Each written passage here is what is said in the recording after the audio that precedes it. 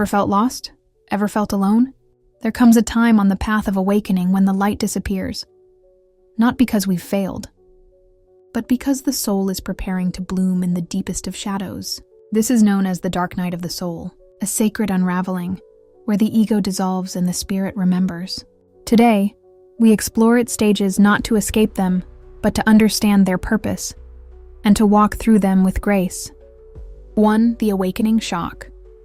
It begins with a sudden shift, a loss, a crisis, a spiritual trigger.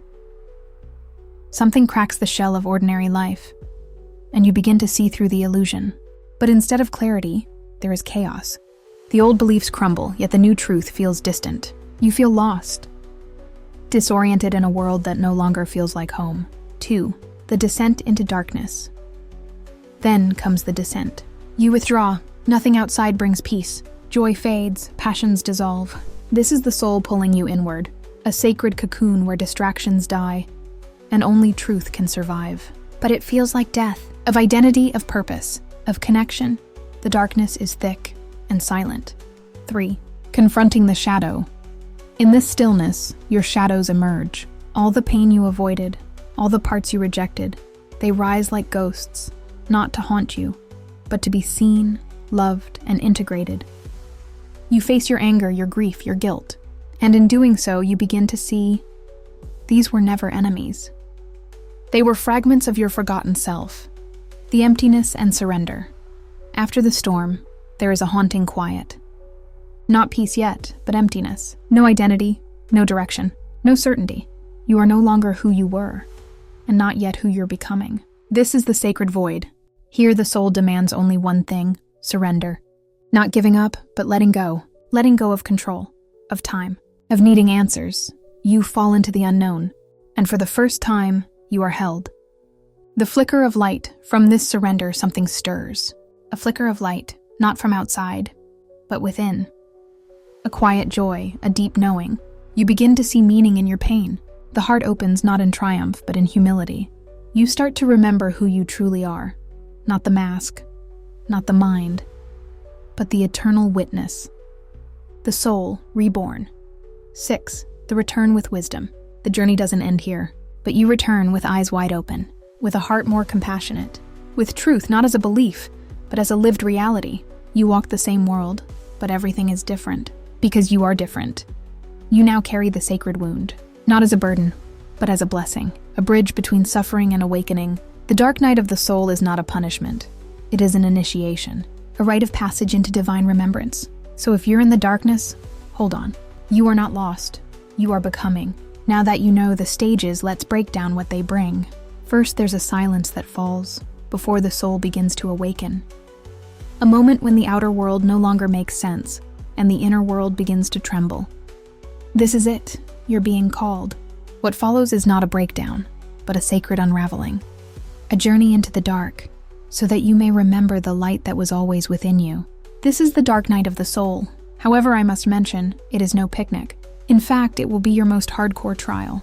The dark night rarely begins with warning. It often starts with a single moment, subtle or shattering, that cracks open the veil of illusion. A death, a heartbreak, a spiritual awakening, a question you can't unask. Sometimes it's an external crisis. Other times, it's an internal whisper that becomes a roar. Is this all there is? Why am I here? Who am I really? The spark is not always dramatic. It can come in the stillness of success, or in the silence after losing everything. It arrives when the soul can no longer bear to be forgotten. In that moment, something awakens. A longing, a calling back to truth, back to the self behind the story. But this awakening doesn't bring light, not yet. First, it burns. It burns away your false foundations. It exposes the masks. It shakes the soul loose from its sleep. You may try to run back to comfort, back to routine, back to who you were before the question was asked. But it's too late. The journey has begun. The spark may feel like destruction, but it is a sacred invitation, an echo from your soul saying, there is more. Come home. And though you may not understand it now, that single spark will light the fire that transforms your life forever. When the spark first arrives, we don't always recognize it for what it is. It might feel like anxiety, like restlessness, like something's wrong, but you can't explain what. Instead of seeing it as a spiritual invitation, we label it as burnout, depression, midlife crisis, or just a bad week. We resist the spark because it threatens the structure of everything we thought we knew. We distract ourselves. We double down on control. We numb it with comfort, consumption, or productivity. The ego doesn't want change. It wants safety, familiarity, predictability. So it tells us, you just need to work harder. You're being ungrateful. This feeling will pass. And sometimes it does pass for a while. But the soul never forgets. The resistance isn't wrong, it's human. It's how we protect ourselves when we're not ready to let go. But the more we resist, the more life begins to whisper louder. Through relationships, through loss, through synchronicities that won't be ignored. Eventually, the discomfort grows, until we're forced to face the truth. The spark was never here to destroy us. It was here to awaken us. If you're feeling the pull but trying to push it away, know this: you're not breaking down, you're breaking open. And what's waiting on the other side is not emptiness, but everything you've been quietly longing for. Once resistance begins to soften, a strange and wondrous space opens up. You begin to explore, not because you found answers, but because the old answers no longer satisfy. You start to question everything. Who am I, really? What is truth? What is this life for? The mind, once certain and contained, is now stretched by mystery.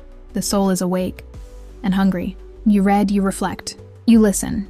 You dive into philosophy, mysticism, psychology. You sit with spiritual teachings you once dismissed. The world becomes a mirror, and every experience a teacher. But this is not a linear path.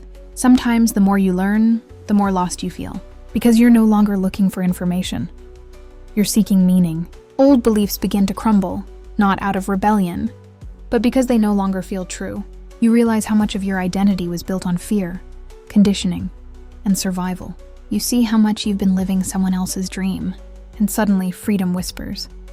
But with freedom comes uncertainty.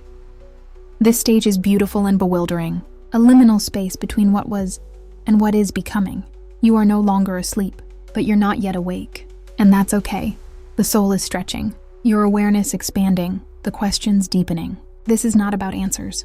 It's about opening to the unknown and learning to trust the wisdom rising from within. After the stage of exploration, where beliefs begin to unravel, many encounter a profound inner collapse, the emotional breakdown and disintegration of the ego. It's one of the most painful yet sacred phases of the dark night of the soul. There comes a moment when the questions become too heavy, when the ground beneath you disappears. The mind is overwhelmed, the heart is raw, the soul is silent. This is not just sadness. This is not just confusion. This is the breakdown, the sacred crumbling of the false self. All the roles you played, all the stories you told, all the masks you wore to feel loved, worthy, or safe, they begin to fall apart. And what's left? A terrifying emptiness. You no longer know who you are. You no longer know how to be. This is the ego unraveling. Not in punishment, but in purification. It's the death of illusion. The collapse of everything that was built on fear, comparison, and survival. It feels like madness. It feels like failure. But it is rebirth in disguise. In this space, you are being emptied. Not to be destroyed, but to be made whole. You are not broken. You are being broken open. This is the dark womb of transformation, where the soul whispers, let it all go. Let go of the need to know. Let go of who you thought you had to be. Let go of the fight. Only then can something real emerge. The ego disintegration is brutal, but it is holy. Because in the absence of who you were, you finally make space for who you truly are. After the ego disintegrates, a sacred stillness begins to emerge. The space where surrender and acceptance are not choices, but the soul's natural response. This is the turning point in the dark night of the soul, where the resistance dissolves and transformation begins. After the storm, there is a silence. Not the silence of peace, but the silence that comes when there's nothing left to resist. No more pretending, no more fighting. No more trying to fix or figure it out. Just stillness. This is surrender. Surrender is not giving up. It's giving in to the mystery, to the moment, to the truth that you can no longer control this journey with your mind. You accept that the old is gone. You stop asking why it happened. You stop needing it to make sense. You fall, and somehow you are held. In surrender, you begin to trust something deeper. Not a voice from outside, but a quiet knowing within. You may still feel grief. You may still feel lost, but you're no longer at war with what is. This is acceptance, not the kind that settles, but the kind that opens a door into grace. In this stillness, a new awareness begins to grow, not the mind's awareness, but the soul's. You start to feel the presence that was always there, behind the noise, beneath the pain. Within the breath, you realize you were never alone, and you were never broken. You were simply becoming. Surrender is the threshold. It's where death ends and rebirth begins. You've let go of who you were. Now something deeper is ready to emerge, and for the first time, you don't need to chase it. You simply need to be. After surrender, the soul doesn't rush to rebuild. It listens.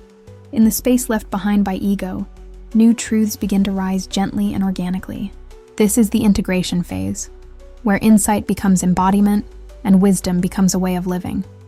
Once the storm has passed and silence becomes sacred, a new kind of work begins. Not the work of striving, but the work of integration. You begin to gather the pieces of who you've become, and gently, you start weaving them into your everyday life. Integration is subtle. It's not a grand awakening, but a quiet return. You bring your truth into the moment, not in words, but in being. You show up differently in relationships. You listen more, you speak less. You notice beauty where you used to feel numb. You're no longer trying to be spiritual. You simply are. The wisdom you found in the dark now shapes your choices, your boundaries, your values. You may still grieve what you lost. You may still feel tender, but you've learned how to hold yourself. And in that, you've discovered your own strength. You begin to live with intention, not because someone told you how, but because you've touched your own truth. You understand now healing isn't about fixing what's broken. It's about remembering what's whole. And every choice you make from here is an offering to the self that waited for you through the darkness. Integration is where the dark night becomes the foundation for your awakening. You are no longer who you were. You are not yet all you will be, but you are present, you are real, and you are whole. Here, the universe reminds us that awakening is not a destination. It is a living, breathing, evolving journey. After the intensity of the dark night, life becomes quieter, deeper, and more sacred. Not because pain disappears, but because presence becomes the path. The dark night doesn't end with fireworks. There is no finish line, no grand applause. Instead, it ends the way dawn arrives, quietly, softly, almost unnoticed. And then, life begins again. But something is different now. You walk more slowly. You listen more deeply. You speak with more care. You no longer chase meaning, you live it. You no longer cling to certainty. You welcome mystery. And though pain may still come, it no longer defines you. It refines you. Each day becomes a practice, not of perfection, but of presence. You check in with your soul. You nourish what matters. You move from inner truth, not outer noise. You've learned that healing isn't linear, that awakening is a spiral, always deepening, always unfolding. And you trust the rhythm of your own becoming. You carry your story with grace, not as a burden, but as a sacred map. You honor your shadows. You remember your light. You live with a kind of softness the world doesn't always understand, but the soul recognizes. This is the gift of the dark night. Not that it removes all pain, but that it teaches you how to walk through it with your eyes open, your heart open, your soul intact. The journey doesn't end, it deepens, it softens, it awakens again and again. And each day you choose to meet life with a little more truth, a little more courage, and a lot more love. You are not who you were. You are not yet who you will become. You are the journey. You are the light that walked itself home through the dark. And this is just the beginning. Now let's reflect on this quote once said by Ram Dass. "The shadow is the greatest teacher for how to come to the light." This quote is telling us that the shadow is not our enemy. It is the part of us we've exiled, the fears we silence, the pain we bury, the truth we deny. It's everything we were told not to be, everything we believed made us unworthy. But the shadow doesn't go away, it waits. Not to harm us, but to heal us. To be seen, felt, integrated. Because buried within the shadow is truth, authenticity, power, the unpolished gold of the soul. We come to the light not by avoiding the dark, but by passing through it. With eyes open, with a heart willing to feel, with the courage to say, "This too is me." When we face our shadow, we reclaim our wholeness. We stop pretending to be the light, and we become it. grounded in truth, softened by pain, illuminated by the parts we once tried to hide. So yes, the shadow is the greatest teacher because it shows us what the light alone cannot: how to be fully human and fully divine. So, with that being said, now that we have walked through the darkness, we must mention that if you're still in it, experiencing the dark night of the soul now, out there somewhere, know this: you are not alone. The dark night doesn't mean the end. It means the beginning of a more honest life, a more open heart, a deeper truth. It strips away who you thought you had to be, so you can finally become who you truly are. Every tear was sacred. Every silence was a prayer. Every crack was how the light got in. Thank you for being here. Thank you for choosing to feel. Thank you for walking this path bravely, tenderly, consciously. As this journey continues, let's keep walking each other home. One breath, one truth, one soul at a time. Until next time, Universal Consciousness signing out.